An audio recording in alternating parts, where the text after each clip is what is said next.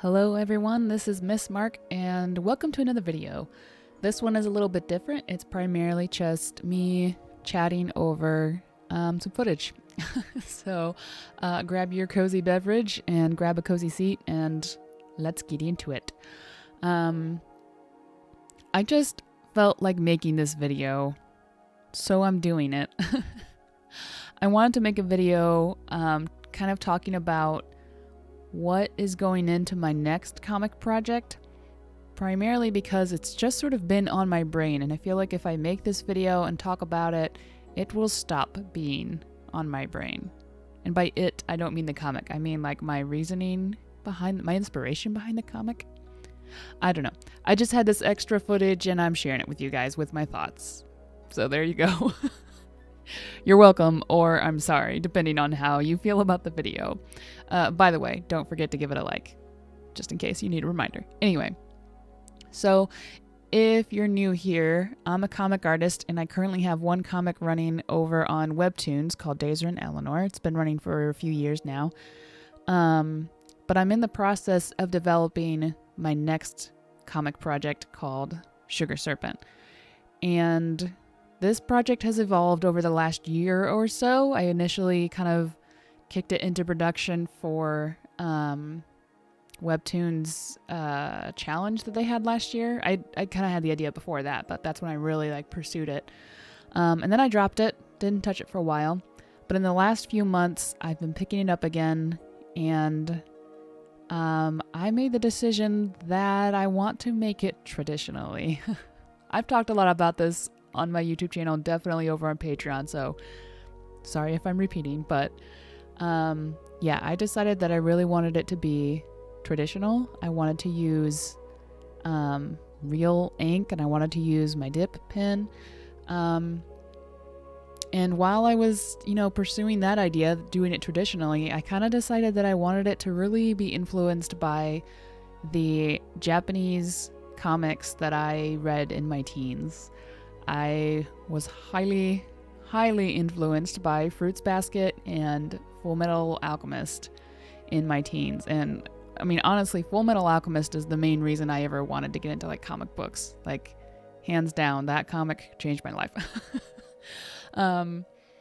So with this series, the nature of it being a bit more fantasy kind of allowed me to play up the inspiration, I guess, that it was coming from, the more Japanese, I guess, influences.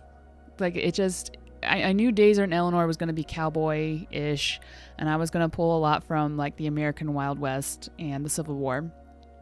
So for this comic, I knew I wanted it to be something different, and the more I've been experimenting with kind of leaning into my Japanese inspiration, kind of the happier I get.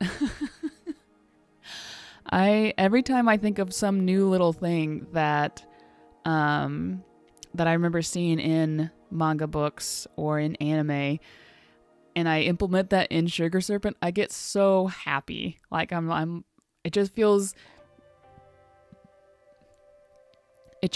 incredible that I'm at a place, a skill level, that I can now implement it way better than I used to when I would imitate comics in my teens. I don't know, it just feels cool. I kind of debated though, because drawing the comic traditionally seemed like a big risk, kind of, just because when you make art digitally, you have a lot of control over it. You can edit the pages to to no end. No end? Without end? Yeah, without end.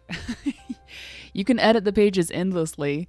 And with traditional, you can edit them, but you can only edit them so much with traditional media, unless you want to scan them and edit digitally and stuff. But traditional just feels so final and so much more grounded and less flexible.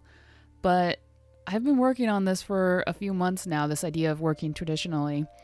And what I've been discovering is it just feels more real. And I've been doing digital art for a long time, so I do not mean that digital art is not real art, but there is a difference between seeing a picture on a screen and holding the original image in your hands. There just is. And I think as an artist, like, I've discounted that feeling, the feeling of holding a finished piece in my hands versus seeing it on a screen. I've just kind of discounted like how good that feels. And it just feels so, I don't know. The fact that it's tangible in that way makes it feel more real. And it just feels so good. It just feels so good. Like to really give you a very, very specific example, with this dip pen that I'm using here, in this specific illustration, the way the ink sits on the paper, you can feel it. Like after it dries, it's raised off the paper. It doesn't soak in. And so, you know, with digital illustration, you can't feel the lines. You just can't. And I know when I share this, I'll share it digitally. You won't be able to feel it when I share it on a screen, you know, but for me as the artist creating it, I feel like my connection to Sugar Serpent is much more grounded in some ways than Dazer and Eleanor. Don't tell Dazer I said that. So yeah, I don't know. I just wanted to jump on here just because I feel like everyone thinks that, not everyone, that's a wild generalization. I think a lot of artists can fall into the trap of thinking that digital is the way to go. It's convenient. It's easy. In some ways it's cheaper because you can do like anything with a tablet as opposed to having to buy different materials. And there's some truth to that, you know, there is. But I have really, in the last couple of months, kind of grown reconnected to all of my physical media, all my tangible media. And yeah, I have so much more. I feel like from the last like 3 or 4 months, I have so much more physical finished pieces than I have in like the last several years. And it's amazing. Originally, the point of this video was going to be to go in depth, like give a review of the nibs and stuff you saw at the beginning.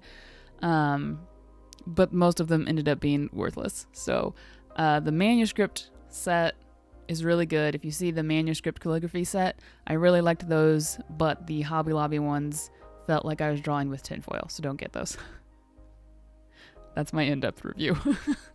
I knew they wouldn't be good, but they were kind of just trash, and I won't be using them. Yeah, so that's all the review that you need.